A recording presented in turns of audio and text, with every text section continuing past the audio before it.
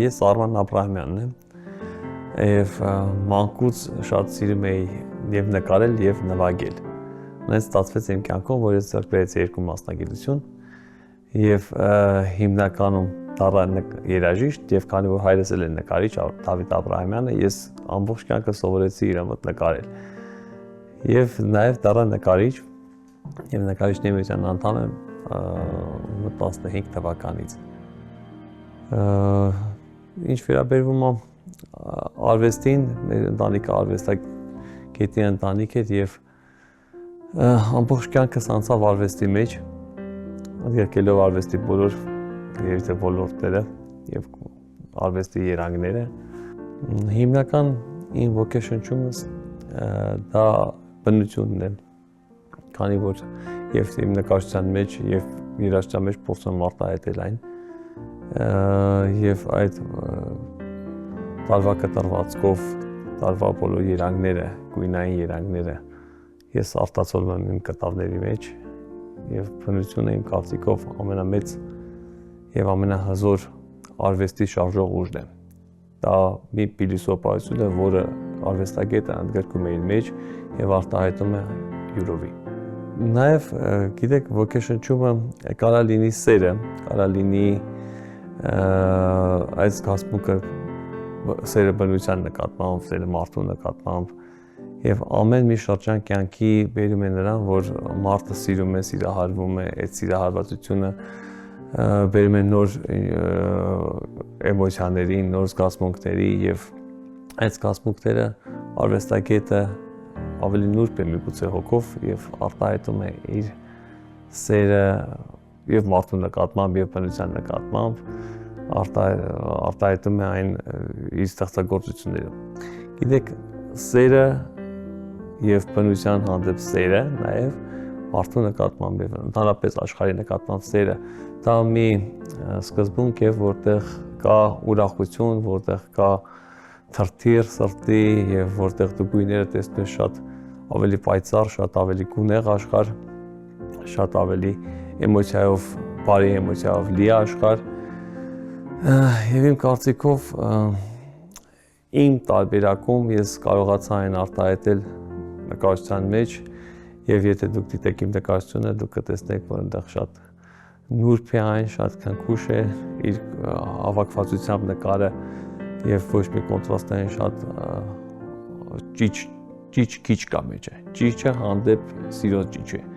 բայց ոչ թե ինչ որ կոնտրաստային ավելի այնպես ինչ վրկոտ մի բան։ Եվ կարծում եմ, որ նաեւ ինչի երկու ճյուղ արվեստի մի բան, որ մի ճյուղը չի արտահայտում, չես կարող արտահայտես լիարժեք, դու արտահայտում ես այդ զգացմունքները մյուս արվեստի ճյուղի միջոցով։ Արվեստի ճյուղերը համադրությունը շատ հետաքրքիր է կայանում, քանի որ գիտեք, երաժշտական ձայները իմ համար նաև ունեն գույներ, եւ այդ գունեղությունը երաժշտական ձայների անբացատրելի մի բան է, եթե յուրովի ամեն մեկը իր համար ինչ-որ մի գտած գույն ունի, բայց իմ համար այդ գույնային գամը, երբ որ մի բան նվագում եմ ես հասկանում եմ, որ ես կարող եմ նաև ոնց-որ զգացողություն նկարել։ Դա մի իմպրեսիոնիստական երևույթ է զգացողությունը, քանի որ նաև իմ նկարչական ոճը իմպրեսիոնիզմի մեջ է, որը կարտահայտվեց ֆրանսիական իմպրեսիոնիզմի ներկայացուցիչների մեջ, ասենք օրինակ բերելով Դեբյուսի ծովը եւ իր 3 մասով բաժանված տարբեր տեսարաններ ծովի, շատ արտահայտված դու կարող ես տեսնել, եթե նկարչության ծանոթ եք Մոնեի կտավների մեջ համեմատական այդպեսին կարամ տանեմ եւ նույնը իհարկե ես Մոնե չեմ, բայց ամեն դեպքում նմանատիպ մի զգացողություն կա իմ մոտ, երբ որ երաժշտության միջոցով այդ գույնային էմոցիան կարողանում եմ նաեւ արտահայտել ներկերի միջոցով թղթի կամ կտավի վրա։ Մի ծավալուն կարծում եմ process է, շատ էմոցիայով լի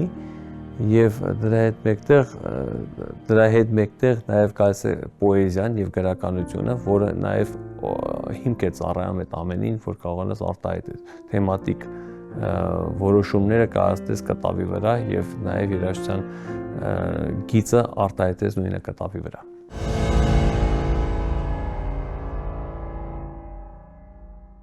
ստեղծագործական ոճը տարիների ընթացքում փոփոխվում է ինչպես յուրաքանչյուր մարդու մոտ եւ հիմնականում ես արտահայտում եմ իմ նկարների մեջ բնություն եւ ոչ թե ոճային փոփոխությունները, ոճը հիմնականում պահում եմ իմպրեսիոնիզմի եւ ռեալիզմի մեջ, այլ ավելի շատ տեխնիկական փոփոխություններ եմ ձեռք բերում նկարչության մեջ, քանի որ տարիքով մարդը մեծանում է, տպավորությունները եւ հմտությունը նկարչության մեջ եւ նաեւ երաժշտության մեջ փոխվում է, տեխնիկապես դու զարգանում ես եւ ընդհանրապես ինտելեկտուալ զարգացումը արտահայտվում է նաեւ կտավների եւ նաեւ երաժշտության մեջ։ Փոփոխությունը միշտ պետք է լինի, չի կարող, ես չեմ հավատում, որ մի մարդ կարող է սկսի մի ոճի մեջ արտահայտել իր էմոցիան եւ շարունակի նույնպես մնալ այդ ոճի մեջ ամբողջ իր կյանքում։ Եթե արվեստագետ ես, դու միշտ փնտրությունների մեջ ես, փնտրությունը միշտ բերում է նոր ոճի, նոր զարգացման, նոր տեխնիկական լուծումների փոփոխության։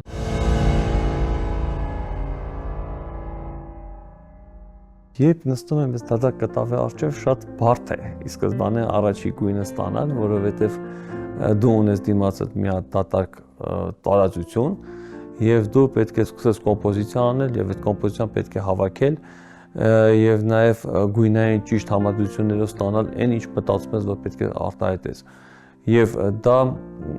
գիտեք տարբեր է, արվեստանոցային պայմաններում ստեղծագործել մի բան է, պլեներում բնության գրքում ստեղծագործել եմ, այլ բան է տեխնիկապես նաև նույնպես տեխնիկապես էլ են դրանք տարբեր բաներ, որովհետև բնության մեջ քո ժամանակը շատ սահմանափակ է, դու ունես լույս, դու ունես ժամանակ, որի մեջ պետք է տեղավորվես եւ ստեղծագործես։ Եթե ժամանակը չի հերիքում, ապա երկրորդ օրը կարող է գալ, բայց երկրորդ օրվա ուրիշ խնդիր ունի, որտեղ երկրորդ օրվա լույսը եւ գույնը կարող է փոփոխական լինել, քանի որ բնությունը շատ արագ փոխվում է։ Ինչ վերաբերվում է ուրեմն աշխատանքի արվեստանոցային պայմաններում քո ժամանակը ավելի անսահմանափակ է, քանի որ դու օգտվում ես քո արած արդեն էտյուդներից եւ հիմք ունես նրանք եւ դու կարող ես ավելի երկար աշխատել, ավելի երկար մտածել։ Սկիզբը սկսվում է ներկերը բացելուց, ինչպես յուրաքանչյուր նկարչի մոտ, եւ որոշելով մտքիդ մեջ պատրաստվում ես նախորոք, իմ մոտ տենց ամեն դեպքում նախորոք ես պատրաստվում եմ, մտածում եմ, թե ինչ պետք է անեմ, թե ոնց պետք է անեմ, արդյոք կստացվի ինչ որ մի հուզիչ եւ անհանգստություն ես ապրում ժամանակի մեջ, մինչեւ որոշումդ կայացնում ես, որ պետք է արդեն ստեղծագործել, պետք է անցնել այդ թեմային եւ արտահայտել դա կտավի վրա։ Բայց նաեւ դրա հետ մեկտեղ շատ մի հետաքրքիր ուրիշ մաս էլ կա, որ մեկ-մեկ լինում է, ոչ թե մեկ-մեկ, այլ ավելի հաճախ լինում է, երբ որ դու ոգևորվում ես ինչ-որ մի բանից, բնության մեջ հատկապես գույնային գամայից, ասենք աշնանային կամ կանանային ինչ-որ մի տեսարանից, մի պլեներից, մի լանդշաֆտից ոգևորվում, դա կարող է լինել նաև մի հատ ծառ, որ մի արտակարգ էմոցիա ես ապրում դրա նկատմամբ եւ անպայման ուզում ես դա արտահայտես կտավի վրա։ Եվ նախորոք արդեն դու պատկերացնում ես, թե ինչ գույնային գամա պետք է ունենային եւ ինչ կլինի ի վերջո ոնց կարտահայտես դա։ Տեխնիկական մասը արդեն պատկերացման մեջ երևակայական դու գիտակցում ես այդ ամենը։ Եվ գալով արդեն արվեստանոց էսկիզ անելով նաեւ գծանկարը պահելով գալիս ես եւ արտահայտում ես այդ էմոցիան քո կտավի վրա, քո թղթի վրա եւ գիտեք բավականին երբ թարմ է լինում էմոցիան, երբ պատկերացումը զարգացած է լինում, նյութը արդեն որպես այնպեսին արդեն դու գիտես ինչ պետք է անես, արտահայտես դա եւ ոնց պետք է արտահայտես, դու աշխատում ես դրա վրա եւ բավականին արագ ժամանակահատվածում դու ստանում ես այն ինչով դու ստանաս։ Եվ մի որոշ ժամանակ բոլոր նկարիչների մոտ կարծում եմ տենց է, թողում ես այդ կտավը հանգստանա։ Ինչա դա նշանակում։ Դա նշանակում է, որ այդ էմոցիան, որը ապրեցիր եւ արտահայտեցիր, հետո ավելի հանգստացած վիճակում դու նորից նայես այդ նկարին եւ լինում է, որ փոփոխություններ ես մեջ անում, քանի որ շատ հետաքրքիր է այդ process-ը փոփոխման ինքը բաներ կա, որ ուզում ես մեջից անես, ուզում ես դա ավելորդ է եւ բաներ կա, որ ուզում ես ավելացնես։ Դա կարող է լինել պուտիկներ, դա լինել ինչ-որ կոնկրետ գույնային կետեր, որը նկարը ընդհանուր հավաքում է եւ պահում։ Այսպես է կատարվում այդ նկարչական process-ները։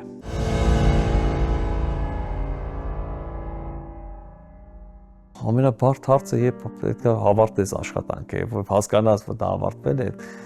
դա գիտեք, ինձ թվում է ոչ մի արվեստագետ ի վերջո համոզված չի լինում, արդյոք ավարտվեց այդ աշխատանքը, թե չէ, որովհետև ժամանակի ընթացքում արվեստագետը դիտելով իր ստեղծագործությունը տեղ կա, որ որոշումը պետք է փոխի ինչ-որ մի բան, դա կարա լինի եւ կոմպոզիցիոն արվեստի մեջ, եւ կարա լինի նկարչական արվեստի մեջ, եւ երաժշտական արվեստի մեջ նույնպես։ Կան ստեղծագործություններ, օրինակ բերեմ, որ նրանք ունեն մի քանի վերսիա, օրինակ Ռավելի, Դաֆնիս եւ Խլոյան երկու վերսիա ունի, առաջինը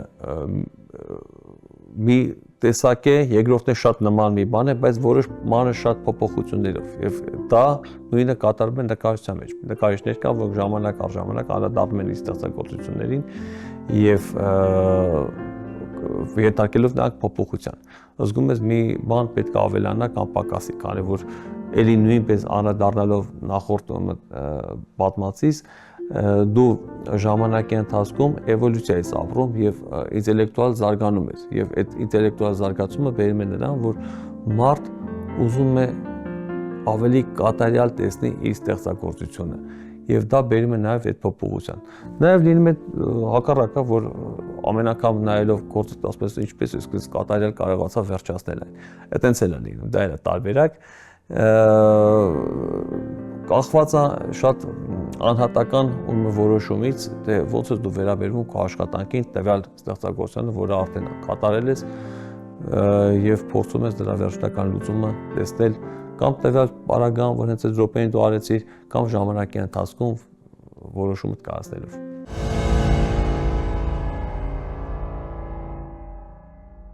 Մենք Հայաստանում ունենք միջավայր, որտեղ արվեստի ուրեմն շփումներ եւ արվեստի քննարկում է կատարվում, դա հիմնականում նկարչական շրջապատում, դա նկարիչների հավաքույթներ են, նկարիչների միությունում կարող է լինել եւ կարող է դուրսը կարող ցանկացած մի տեղ սկսած կաֆեից վերջացած բնակարանում կամ առանձնատանը եւ հիմնականում գիտեք, որ արվեստագետները հավաքվում են, ամեն մեկը բերում է իր ոնց ավելի ճիշտ արտադրել, ավելի իր ներկայությունը նշանակում է, որ մարդը իր արվեստով է հանդես գալի տվյալ շրջապատի մեջ եւ երբ միջավայրը կա եւ դու գիտես մարդը ոնց է ստեղծագործում եւ թեմաները միշտ շոշափվում են արվեստի վերաբերյալ, ընդգրկելով ոչ մենակ նկարչությունը, նաեւ երաժշտությունը, նաեւ թատրոնը, նաեւ գրականությունը եւ փորձի փոխանակմամբ, խոսքի փոխանակմամբ դու միշտ մի միջավայրի մեջ ես, երբ արվեստը շրջապատում է քեզ եւ այդ խոսակցությունը անպայման կա։ Ինչ վերաբերում է երաժշտական շրջանակներում, ավելի ծավալուն է գործողությունը կատարվում, քանի որ բացի սիմպոզիումները եւ հավաքումները, որը պետք է կա նկարիչների մոտ, որոնք ցուցահանդեսների միջոցներով հանդիպում են իրար, երաժշտական միջավայրում ավելի ծավալուն է, քանի որ երաժիշտը հանդես է գալի տարբեր երկրների տարբեր խոշոր արվեստագետների հետ, երաժիշտ արվեստագետների հետ։ Վերջերս Երևանում եղավ երկրորդ միջազգային ֆլեյտայի փառատոն, որը հենց դրա մասին է խոսքը, երբ հավաքվում են շատ լավ երաժիշտներ, շատ բարձր որակի երաժիշտներ տարբեր երկրներից եւ միասին նվագում են, միասին ստեղծագործում են, նաեւ անցկացնում են վարպետաց դասեր եւ այդ վարպետաց դասերի միջոցով ակամայից դու շփվում ես այդ տվյալ մարդու հետ, բացի որ նվագում ես պրակտիկորեն բեմի վրա իր հետ, դու կիսում ես քո մասնագիտական փորձը եւ վարպետաց դասերի միջոցով նոր դպրոցների կատարողական արվեստի դպրոցների մուտք է ձեռք բերվում քո կյանքի մեջ, դու հասկանում ես, թե ինչ նորություններ կան աշխարհում եւ դա շատ կարեւոր է արվեստագետի համար, երբ արվեստագետը պետք է շրջագայի, շփվի ուրիշ երկրների արվեստագետների հետ, դա բերում է մի ընդհանուր զարգացության եւ նաեւ դրա հետ մեկտեղ, որը շատ անհրաժեշտ մի պահ է, երբ արվեստագետը շփվում է մյուսի հետ։ քանի որ նորությունները արվեստի զարգացման մեջ հենց այդ միջավայրներում են զարգանում։ Դա եղել է դարեր շարունակ եւ մինչ այսօր դա շարունակվում է։ Եթե ընթացքում տեսնեք պատմության ընթացքում կտեսնեք, որ տարբեր դպրոցներ համագործակցում են մեկը մյուսի հետ։ Դա կլինի հոլանդական դպրոցը, դա կլինի իտալական դպրոցը, իսպանական դպրոցը նկարչության մեջ հատկապես, դրանք փոխ հարաբերություններ ունեն, ազդվելով մեկը մյուսից եւ բերում է դա նոր մուտք արվեստի մեջ։ Նույնն է երաժշտության մեջ, նույնն է նկարչության մեջ է։ Երբ դու շփվում ես մի միջավայրի մեջ, որտեղ կան տարբեր արվեստագետներ, նաեւ կարող է դա լինի միքս տարբեր բնագավառի արվեստագետ, դա մի բան է, նույն մասնագիտական արվեստի աշխատողները դա այլ բան է։ Եվ երկու տարբերակն է շատ կարևոր է կյանքում։ Արվեստագետի կյանքում դա շատ կարևոր մի process է։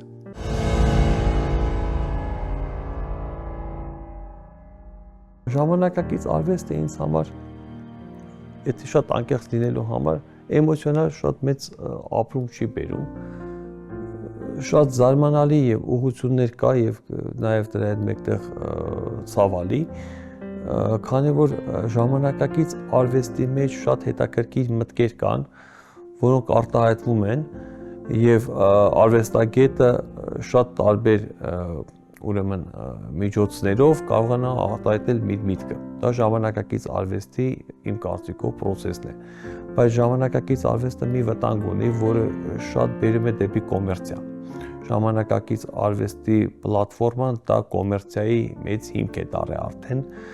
եւ դա շատ վտանգավոր է եւ շատ ցավալի։ Գումարային մասն է թելադրում արվեստը ինչպիսին լինել եւ գումարային մասը արժեքազրկում է ըստ իս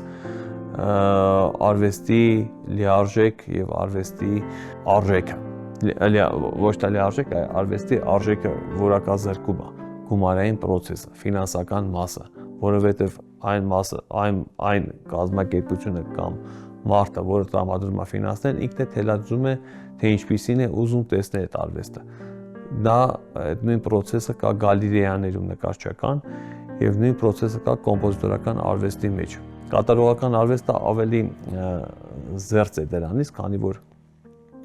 ինստրումենտալիստը կամ դերասանը խաղում է այն, ինչ իրեն տրվում է եւ եթե դու ուզում ես կարող ես էլի գումարի դիմաց, բայց դա միշտ տենց է եղել։ Իսկ ստեղծագործողների մոտ, նկարիչների եւ կոմպոզիտորների մոտ հիմնականում այդ process-ը կատարվում է այսօր։ Ով փողը տալիս է, նա էլ թելադրում է ինչ է ուզում տեսնել։ Եւ արվեստագետները շատ անգամ անգած գումարի հետևից process-ները իրենց շնորհված տաղանդը փոխում են ինչ-որ մի բնակավար, մի process-ի հետ, որը շատ այդքան էլ հոգեհարազատ չի իրենց։ Իմ կարծիքով դա տենց է այսօր եւ դա ցավալի է։ Իսկ մնացած առումներով արվեստը զարգանում է եւ ժամանակակից արվեստ ամեն տարաշրջանում, եթե տվյալ մարդուն հարցնեի, կասեր ժամանակակից արվեստը այսօրվա այսպիսին է կամ այնպիսին է։ Եվ նույնը մենք ապրում ենք ներկա վիճակում այդ process-ը ժամանակակից արվեստի, որը ժամանակը կորոշի, թե արդյոք դա լավն է, թե վատն է։ Այդ մենք կտեսնենք կամ մեր սերունդները կասեն, թե սա արժեքավոր մի բան է, թե արժեքավոր մի բան չէ։ Ամեն դեպքում երկու ճյուղն էլ վտանգի եւ դրականի, բացասականի եւ դրականի բոլորից թվում է ժամանակի արվեստագետներն էլ ապրել են։ Եթե նայենք էլի պատմության մեջ, մենք կտեսնենք, որ էլի շատ լավ նկարիչներ կամ երաժիշտներ են եղել, որոնք չեն մնացել պատմության մեջ կամ շատ ավելի քիչ են մնացել քան կողքինները։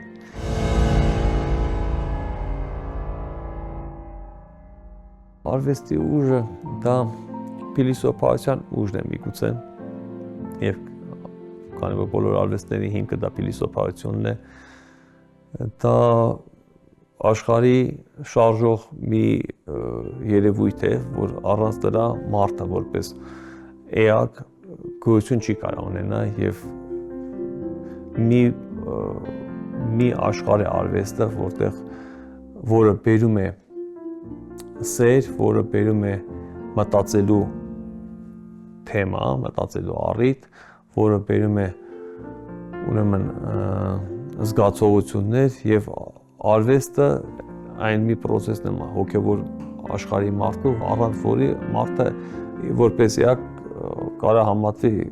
կենթանու հետ, եթե դա չլինի։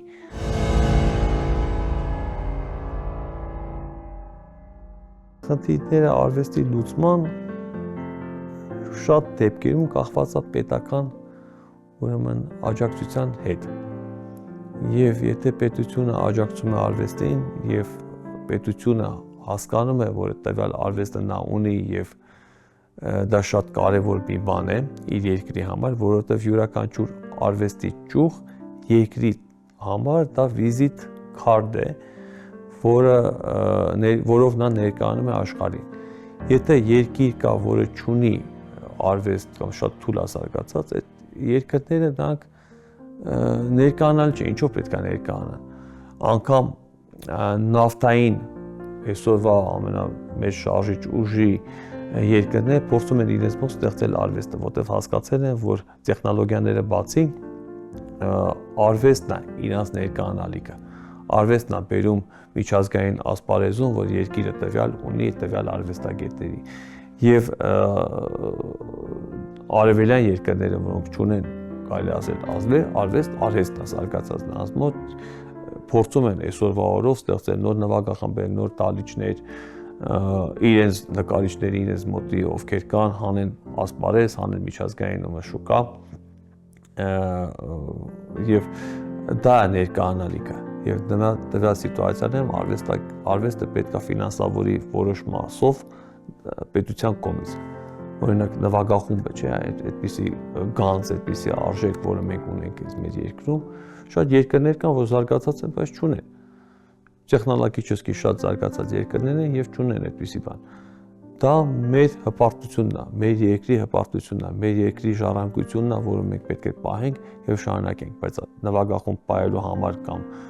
նկարիչների միություն պահելու համար պետք է նաեւ պետական աջակցություն լինի, որ կարողանան մարդիկ ստեղծագործեն, գնահատվեն եւ ապրեն դրա շնորհիվ։ Դա իմ կարծիքով ամենակարևոր բաներից մեկն է ժամանակակից արվեստի։ Օրինակ կարամ բերեմ, որ Գերմանիայում կան 183 հատ պրոֆեսիոնալ նվագախումբ, որոնք պետական դատացիայի վրա են նստած։ Պետությունն է ֆինանսավորում, ոչ թե իրանցով է ֆինանսավորվում։ Եվ նաև սպոնսորների միջոցով, էլի պետության շնորհիվ է երևի թե որ սպոնսորները կան եւ պահում են նվագախումբ։ Նույնն է կատարվում է բոլոր համարյա թե եվրոպական երկրները, որոնք ունեն նվագախումբ։ Ամերիկայի շուկան մի քիչ ուրիշ է, Ամերիկայում ավելի սպոնսորների վրա նստած, ոչ թե պետական ֆինանսավորման վրա, բայց մեր երկրում պետությունը իմ կարծիքով պետք է պահի, որովհետև մերը այլ է, մենք ստեղծել ենք, ունենք, մեր ժառանգություն ենք ստացել, մեր ժառանգություն թե նկարչական ասպարեզում, թե երաժշտական ասպարեզում, թատրոնի, ցավոք կինոն ավելի զիջում է այդ բնակավարներին, բայց Փառք Աստծո ունենք օպերային թատրոն, բալետ, մի քանի սիմֆոնիկ նվագախմբեր, որից մեկը մեր ֆիլհարմոնիկն է, որը մեզ աշխատում է։ Դա շատ բարձր որակի արվեստ է եւ շատ բարձր որակի նվագախմբեր են, որոնք պետք է պահվեն պետության կողմից։